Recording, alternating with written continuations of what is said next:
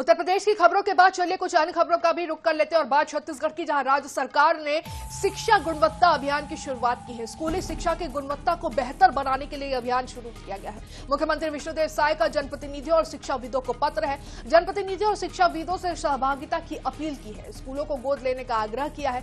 गोद लिए स्कूलों में 2 बार भ्रमण और निरीक्षण की अपील भी सीएम साय ने की है। शिक्षा सुधार को सामाजिक दायित्व के रूप में अपनाने का आह्वान भी मुख्यमंत्री विष्णुदेव साय ने किया है। तो शिक्षा सुधार को सामाजिक दायित्व के रूप में अपनाने का आह्वान किया है। राज्य सरकार ने शिक्षा गुणवत्ता अभियान की शुरुआत की है। स्कूली शिक्षा की गुणवत्ता को बेहतर बनाने के लिए यह अभियान चलाया गया है। मुख्यमंत्री विष्णुदेव साय का जनप्रतिनिधियों शिक्षाविदों से आग्रह है। उन्होंने पत्र लिखा है और अपील भी की है। उन्होंने आपको बता दें, जनप्रतिनिधियों और शिक्षाविदों से सहभागिता की अपील सीएम विष्णुदेव साय ने की है। स्कूलों को गोद लेने का आग्रह भी पत्र लिखकर सीएम साय ने किया है। गोद लिए गए स्कूलों को 2 बार भ्रमण और निरीक्षण की अपील भी की गई है। तो राज्य सरकार ने शिक्षा गुणवत्ता अभियान की शुरुआत की है। स्कूली शिक्षा की गुणवत्ता को बेहतर बनाने के लिए यह अभियान है। मुख्यमंत्री विष्णुदेव साय का जनप्रतिनिधियों और शिक्षाविदों को पत्र है। जनप्रतिनिधियों और शिक्षाविदों से सहभागिता की अपील सीएम साय ने इस दौरान की है। स्कूलों को गोद लेने का उन्होंने आग्रह भी किया है। गोद लिए गए स्कूलों में 2 बार भ्रमण और निरीक्षण की अपील भी सीएम साय ने की है। वहीं शिक्षा सुधार को सामाजिक दायित्व के रूप में अपनाने का आह्वान भी सीएम साय ने किया है।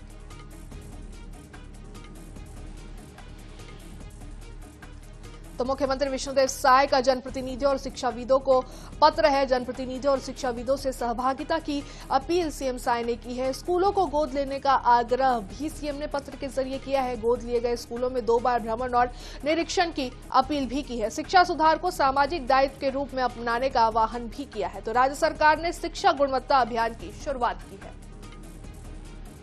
ज्यादा जानकारी लेने के लिए हमारी सहयोगी मनीषा त्रिपाठी सीधा हमारे साथ जुड़ चुकी है। मनीषा, एक अच्छी पहल है ये जो अभियान की शुरुआत की गई है। जनप्रतिनिधियों और शिक्षाविदों से को सीएम ने पत्र लिखा है। पत्र में सीएम ने क्या कुछ लिखा है?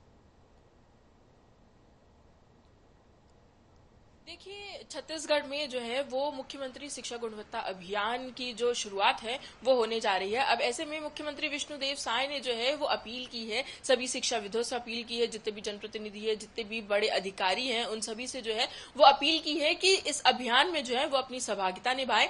और उन सबसे ये निवेदन किया गया है कि छत्तीसगढ़ के जितने भी सरकारी स्कूल है उन सभी में पढ़ रहे बच्चों के उज्जवल भविष्य के लिए ये जो पहल है वो की जा रही है। और सभी से ये निवेदन किया जा रहा है कि आने वाले समय में जिन भी सरकारी स्कूलों को चयनित किया जाएगा उन सभी सरकारी स्कूलों में एक तय समय सीमा के अंदर जो है वो कम से कम 2 बार जाके निरीक्षण किया जाए और उस स्कूल में क्या कुछ दिक्कत है या फिर किस तरीके से उस स्कूल की जो भी इंफ्रास्ट्रक्चर है या फिर बच्चों की पढ़ाई को और बेहतर किया जा सकता है, इस चीज पे जो है वो खासा ध्यान रखा जाए। तो ऐसे में पत्र लिखकर मुख्यमंत्री विष्णुदेव साय ने मुख्यमंत्री शिक्षा गुणवत्ता अभियान के तहत लोगों को जुड़ने की अपील की है। और ये छत्तीसगढ़ की शिक्षा को बढ़ावा देने के लिए काफी एक अच्छी पहल मानी जा रही है। और देखा जा रहा है कि बीते कुछ सालों में जो है वो छत्तीसगढ़ का शिक्षा जो है वो काफी ज्यादा आगे बढ़ते हुए नजर आ रहा है। तो उन्होंने जो पत्र लिखा है उसमें भी इस चीज को मेंशन किया गया है कि बीते 2 सालों में जो है वो छत्तीसगढ़ की शिक्षा व्यवस्था जो है वो काफी ज्यादा हद तक सुधरी है। और अब ये छत्तीसगढ़ में जो है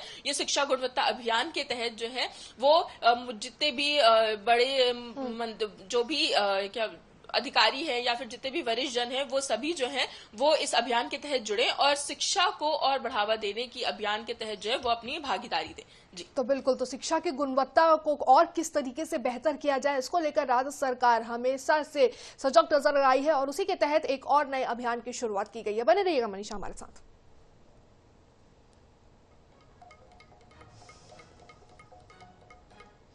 और चलिए सीएम विष्णुदेव साय के आज के कार्यक्रम बता देते हैं। तो रायपुर, दुर्ग और मुंगेली के कार्यक्रमों में शामिल होंगे सीएम। सुबह 11 बजे मेगा हेल्थ कैंप का शुभारंभ करेंगे।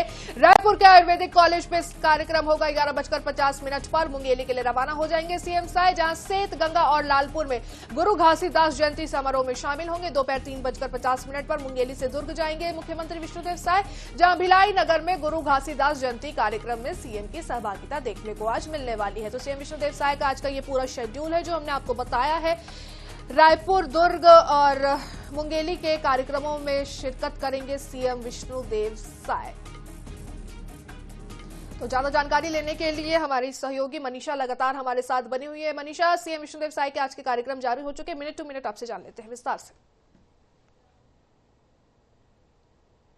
देखिए, मुख्यमंत्री विष्णुदेव साय जो हैं वो आज राजधानी रायपुर समेत दुर्ग और मुंगेली के कई कार्यक्रमों में शामिल होने वाले हैं। अब ऐसे में आज गुरु घासीदास जयंती भी है, तो ऐसे में गुरु घासीदास जयंती के कई कार्यक्रम जो हैं वो मुंगेली और उसके साथ साथ दुर्ग में और राजधानी रायपुर में भी रखे गए हैं। तो इन सभी कार्यक्रमों में मुख्यमंत्री विष्णुदेव साय शामिल होंगे। सबसे पहले तो आज 11 बजे सुबह जो है वो आयुर्वेदिक कॉलेज में मेगा हेल्थ कैंप का जो है वो उद्घाटन करेंगे और उसके बाद करीब 11:30 पौने 12 के आसपास जो है वो मुंगेली के लिए रवाना होंगे। मुंगेली में भी 2 ग्राम पंचायतों में जो है वो गुरु घासीदास जयंती का कार्यक्रम रखा गया है, तो उसमें मुख्यमंत्री विष्णुदेव साय शामिल होंगे और उसके बाद करीब पौने 4 बजे के आसपास वो दुर्ग के लिए रवाना होंगे। दुर्ग जाने के बाद दुर्ग में भी जो है वो मुख्य गुरु घासीदास जयंती कार्यक्रम में जो है वो शामिल होने वाले हैं और मुंगेली और दुर्ग में गुरु घासीदास जयंती कार्यक्रम में शामिल होने के बाद शाम को 7 बजे के आसपास वो राजधानी रायपुर वापस आएंगे और 8 बजे जो है वो अनुसूचित जनजातीय बाला छात्रावास में जो है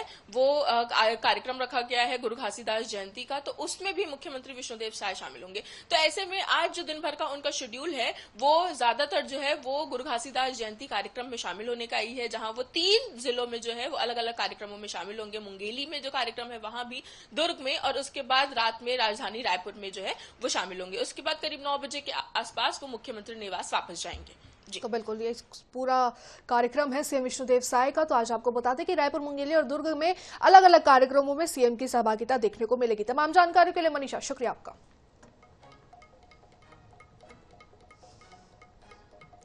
और इसी बीच राजधानी भोपाल से खबर सामने आते हुए, जहां भोपाल की वोटर लिस्ट से आपको बता दें 4.40 लाख मतदाता के नाम अब हटेंगे। एसआईआर की समीक्षा के बाद निर्णय लिया गया है, मृत, एब्सेंट, शिफ्टेड और डबल वोटर्स हटेंगे। नो मैपिंग वाले 1,21,000 वोटर्स को नोटिस भी दिया जाएगा। तो नोटिस भी दिया जाएगा नो मैपिंग वाले 1,21,000 वोटर्स को। तो भोपाल की वोटर लिस्ट से करीबन 4 लाख के आसपास जो नाम हटेंगे। एसआईआर की समीक्षा के बाद यह निर्णय लिया गया है।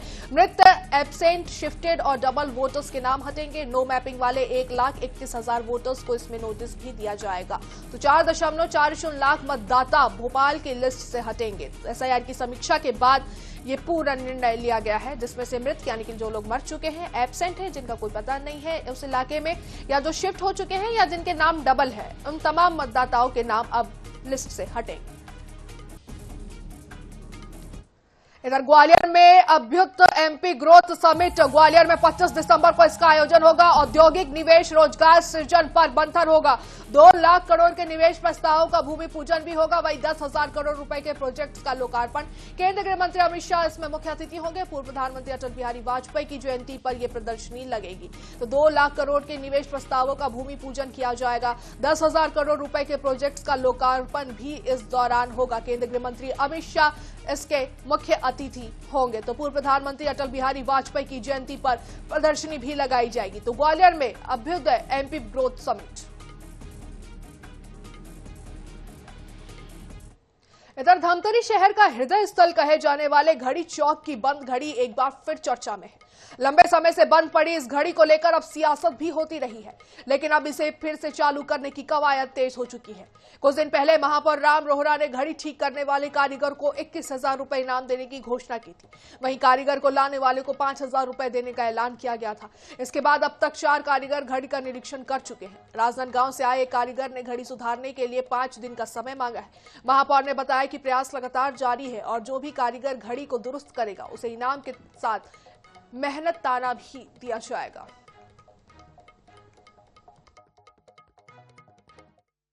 मुझे लग रहा है कुछ लोगों का इंटरेस्ट जगा है।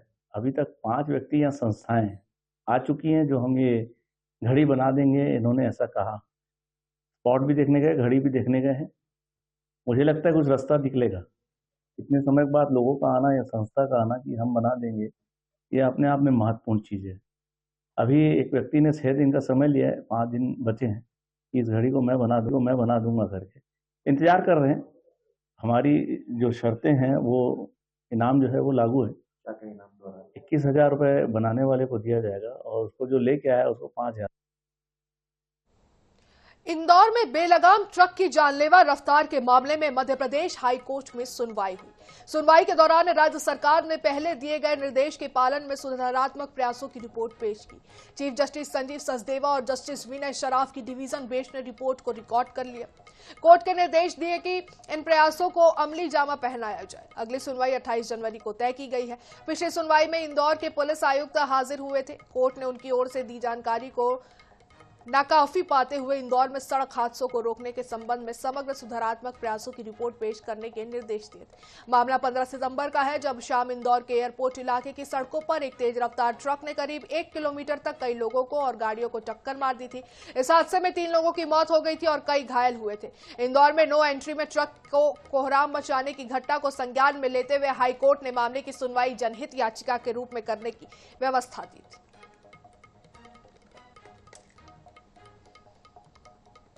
तो इसी के साथ इस बुलेटिन में फिलहाल के लिए इतना ही, लेकिन खबरों का सिलसिला लगातार जारी है। आप कहीं मत जाइए, बने रहिए आई न्यूज़ के साथ। नमस्कार।